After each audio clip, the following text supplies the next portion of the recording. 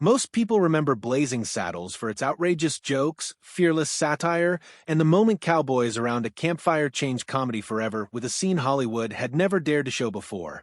But buried beneath the laughs is a much stranger story. A story filled with deleted scenes that were almost too shocking to exist, casting disasters that nearly shut the production down, and one accidental blooper that somehow made it into the final shot without anyone planning it. For decades, audiences believed they had seen everything the film had to offer. After all, Blazing Saddles never tried to hide its chaos. It broke rules, mocked conventions, and even shattered the fourth wall in one of the most surreal endings ever put on screen. But the deeper you look into how the movie was made, the more unbelievable the story becomes. Why did the studio panic after seeing the finished film? What controversial scene was quietly removed before audiences ever saw it? And how did a random stranger walking past the set accidentally become part of movie history? The answers reveal a film that was far more dangerous, more chaotic, and more revolutionary than most people realize. When Blazing Saddles arrived in theaters in 1974, audiences weren't quite sure how to react. Some people laughed uncontrollably. Others sat in stunned silence. A few even walked out of the theater entirely. That reaction wasn't surprising. The film didn't just parody westerns, it attacked them head-on. For decades, Hollywood westerns had followed a familiar formula. The brave white hero rides into town. The villains are obvious. Justice is simple, and the world feels clean and heroic. Blazing Saddles took that formula and completely demolished it. The story seems simple on the surface. A corrupt land developer wants to force settlers out of a small frontier town called Rock Ridge, so he can buy the land cheaply. His plan is ridiculous but clever. Convince the governor to appoint a black sheriff, expecting the town's racist residents to panic and abandon the area. Instead, the new sheriff, Bart, turns out to be smarter than everyone else in the room. What begins as a cruel political trick slowly transforms into something else entirely. Rebellion against ignorance, prejudice, and the ridiculous myths Hollywood had spent decades building around the Old West. But the movie wasn't really about cowboys at all. It was about America.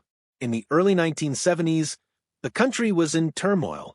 The Vietnam War had ended in humiliation.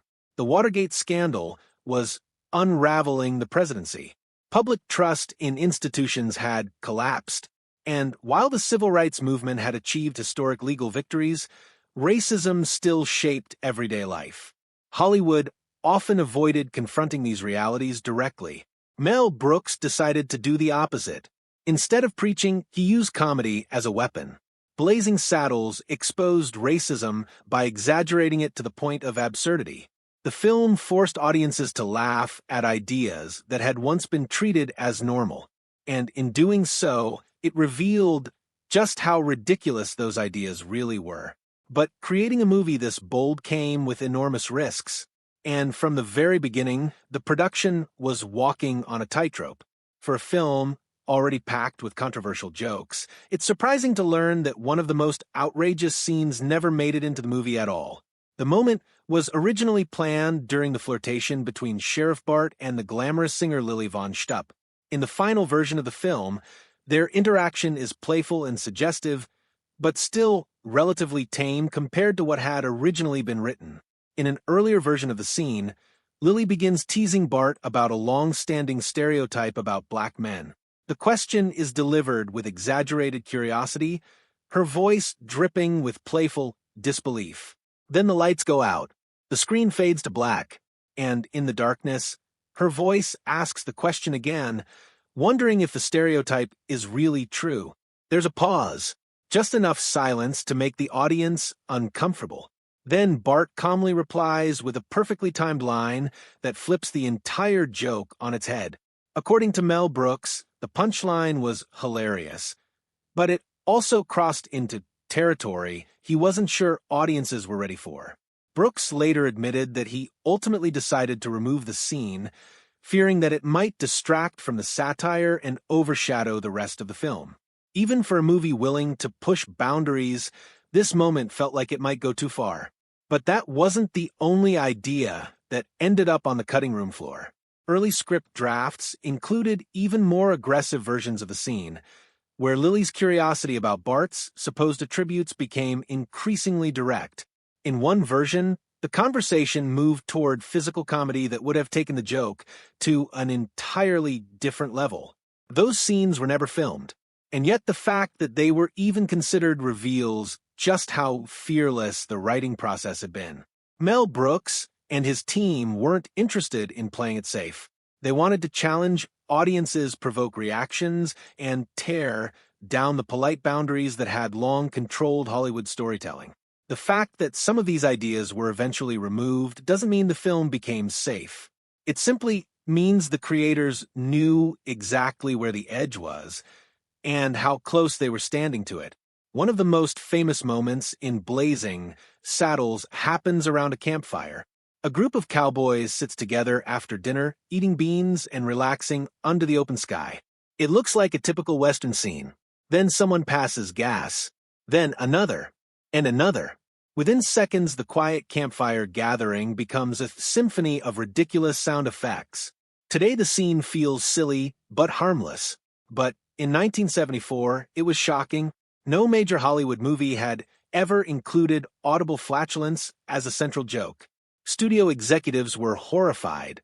They believed the scene was crude, childish, and embarrassing. Some even insisted it would ruin the film's reputation. Mel Brooks refused to remove it. In fact, after early test screenings, he did something even more unexpected. When audiences laughed so loudly that they drowned out the final line of the joke, Brooks returned to the editing room and added even more sound effects to extend the gag. His reasoning was simple. Westerns had spent decades presenting cowboys as noble, clean, heroic figures. But real cowboys were just people. They ate beans. They slept outside. And sometimes they did exactly what the characters were doing in that scene. By reducing the myth of the heroic cowboy to something hilariously human, Brooks shattered another Hollywood illusion. But the campfire scene wasn't the only moment where chaos shaped the film. In the movie's climactic finale, the story completely abandons the Old West setting. A massive brawl erupts and spills out of the fictional town, smashing through studio sets and into the real world. Actors crash through sound stages. They interrupt a musical number on another set. Eventually, the chaos spills onto the streets of Hollywood itself. The sequence is intentionally ridiculous, but in the middle of this madness, something unexpected happened. As the actors run out of the studio gate and into the street, a man wearing an ordinary sweater calmly walks across the frame. He isn't dressed like a cowboy. He isn't reacting to the action. And he clearly has no idea that filming is taking place. He was simply passing by. Instead of stopping the shoot, Mel Brooks watched the footage and made a surprising decision. Leave him in. The random pedestrian became part of the final film, an accidental extra who had unknowingly wandered into one of the most famous comedy endings ever filmed. It was a perfect example of Brooks' philosophy. Sometimes mistakes are funnier than anything you could plan. While the actors were embracing chaos on set, executives at Warner Brothers were becoming increasingly nervous. When studio leaders finally saw the finished film, their reaction was immediate. They hated it. Some believed the jokes were too offensive. Others thought audiences would be confused by the film's strange mixture of satire, slapstick, and surreal humor. One executive reportedly predicted the movie would destroy Mel Brooks' career. Rather than promoting the film aggressively, the studio quietly released it in only a handful of major cities. The strategy was simple. If the movie failed, the damage would be limited. If it caused controversy, the studio could distance itself from the project. But something unexpected happened. Audiences loved it. Word of mouth spread rapidly. Theaters began extending showings. Crowds returned for repeat viewings.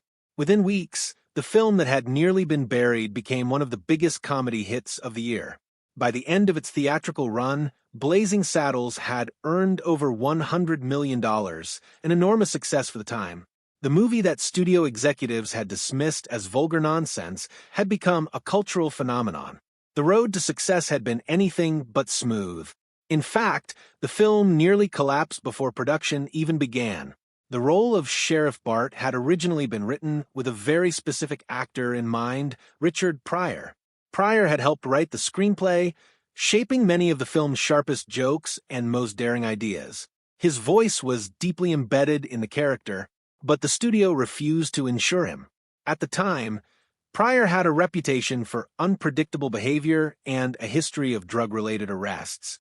Without insurance, the production legally couldn't hire him. It was a devastating setback. Instead, the role went to Broadway actor Cleveland Little. Little approached the character differently than Pryor might have. Rather than explosive energy, he played Bart with calm intelligence and effortless confidence. The result was unforgettable.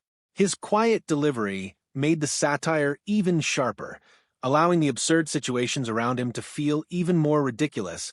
The casting problems didn't end there. Another key role, the mysterious gunslinger known as the Waco Kid, was originally given to an Academy Award-winning actor. But on the very first day of filming, the production came to a halt when it became clear the actor was struggling with severe alcohol withdrawal. Mel Brooks made the difficult decision to replace him immediately. In desperation, Brooks called someone he trusted, Gene Wilder. Wilder agreed to join the film almost instantly. He arrived on set the next day and began filming. His performance became one of the most beloved parts of the movie. With his soft voice, strange pauses, and unpredictable humor, Wilder created a character who felt both ridiculous and strangely wise. Together, Cleveland Little and Gene Wilder formed the emotional center of the film. Amid all the chaos, their performances gave the story something unexpected: heart. Looking back, it's easy to forget just how radical Blazing Saddles was when it first appeared. The film attacked racism directly. It mocked Hollywood traditions. It shattered storytelling conventions. And it did all of this while making audiences laugh harder than they expected. What makes the movie truly remarkable is that none of it happened by accident. The outrageous jokes, the chaotic production, the improvised moments, even the random pedestrian wandering through the final scene, all of it reflected a philosophy that Mel Brooks believed deeply. Comedy should be fearless. It should challenge people. And sometimes the best way to reveal the truth about society is to make it look completely ridiculous. That approach changed the future of comedy. Films and television shows that followed would borrow the same ideas: self-aware humor, fourth wall breaks, and satire that pushed boundaries. But few would ever match the pure unpredictability of Blazing Saddles. Because behind the laughter was something rare in Hollywood. A film that refused to play by the rules and somehow got away with it.